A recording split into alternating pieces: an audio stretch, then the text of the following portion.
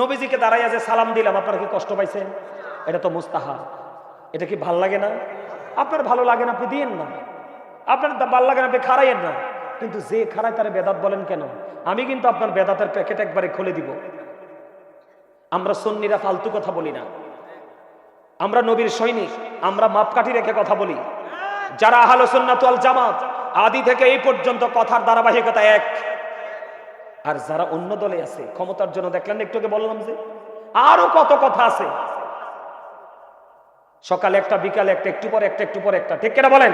কারণ তাদের সঠিক শিক্ষা নেই। কথা কি বুঝতে পারছেন? বেশি বেশি করে দোয়া করবেন। জানাজার 1 সওয়াব, দাফনের আর 1 সওয়াব। জানাজার পরে যদি মানুষ সবাই চায়, খেয়াল করেন আমি কি বলি, জানাজার পরে যদি সকল মুসল্লিরা চায়, সবাই যদি চায় দোয়া করতে, দোয়া করে দিবেন।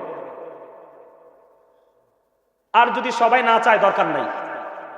সবাই যদি না চায়, দরকার নাই, কিন্তু দোয়া করা জায়েজ। আমি যেই দোয়াগুলো আমরা জানাজার নিয়ত বেঁধে যেগুলো পড়ি, এগুলা কিন্তু দোয়া হয়ে যায়। কি হয়ে যায়? দোয়া কিন্তু হয়ে যায়। কিন্তু সাধারণ মানুষ তো কিছু বুঝে নাই। আপনারা সাধারণ মানুষ কি কিছু বুঝেন? ইমাম সাহেব যখন হাত তোলে, বাংলায় যখন মোজারাটা করে দেয়, তখন আপন স্বজন হারানো মানুষটার অন্তরটা ঠান্ডা হয়। শান্তি হয় না দাদু ভাই? আপনারা এগুলোর পক্ষে থাকবেন, এগুলো করার জন্য মানুষকে উৎসাহিত করবেন। যেই হুজুর এগুলো বলবে বেদাত বা নাজায়েজ, এদের পিছনে নামাজ পড়বেন না। কারণ এরা আজকে এটা থামাবে, দোয়া থামাবে, কালকে আরো কি থামাবে আল্লাহই জানে। কথা কন না কেন? বুঝতে পারছেন? আরো জোরে কন, আরো জোরে কন, আরো জোরে কন। আমার নবী তো পাগড়ি পরে নামাজ পড়াইছে। কি পরে? আপনি কত বড় ইমাম সাহেব হইছেন, পাগড়িটা পরেন না। কথা কন না কেন? তা আপনি রাসূল পাগড়ি পরে নামাজ পড়াইছে, আপনি পাগড়ি ছাড়া নামাজ পড়ান, ঠিক না বলেন? পাগড়ি পরা সুন্নাত না? কথা বলেন না কেন? রসুল যদি পাগড়ি না পড়তো, আমার বাপের ক্ষমতা ছিল, নি পড়তাম। কিও ক্ষমতা ছিল, আপনি পড়েন না কেন?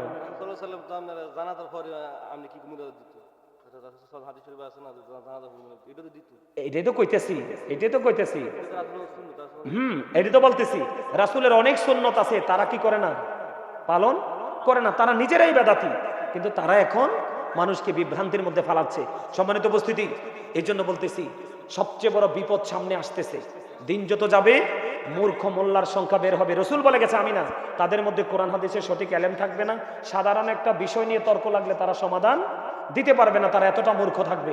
তো এই জন্য আপনারা যোগ্য, রসুল বলেছেন তোমরা যোগ্য দক্ষ আলেমের পিছনে নামাজ পড়ো। কথা বুঝতে পেরেছেন? বিতর্কিত কোনো কিছু করবেন না। ঠিক আগে যেইভাবে আমরা নামাজ পড়েছি, কোথায় যাবো কোন বিতির নামাজ বলে 1 রাকাত, নাউজুবিল্লাহ কর না। বেতরের নামাজ নাকি 1 রাকাত, আপনি যাবেন কই? এই বিতর্কের কোনো শেষ নেই। আল্লাহ আমাদের সবাইকে কবুল করে নিক, সকলে বলুন আমিন। সম্মানিত উপস্থিতি, আমি অনেক কথা বলছি।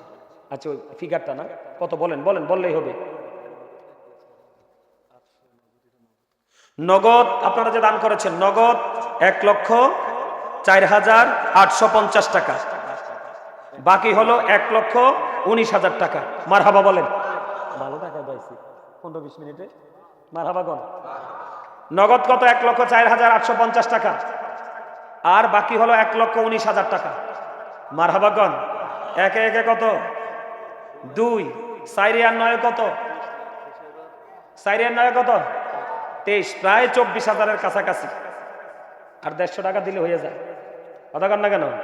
150 টাকা দিলে 2,25,000, 2,24,000 টাকা। মারহাবা বলেন। আরে আবার তো বাইরে গেছে।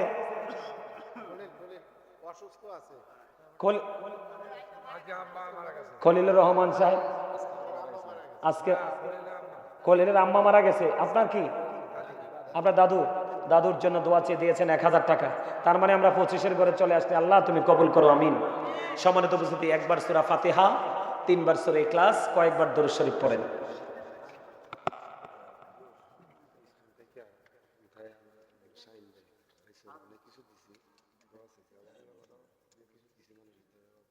মারহাবা, মারহাবা। সবাই একবার সূরা ফাতিহা আস্তে আস্তে পড়ো, কাজও করো।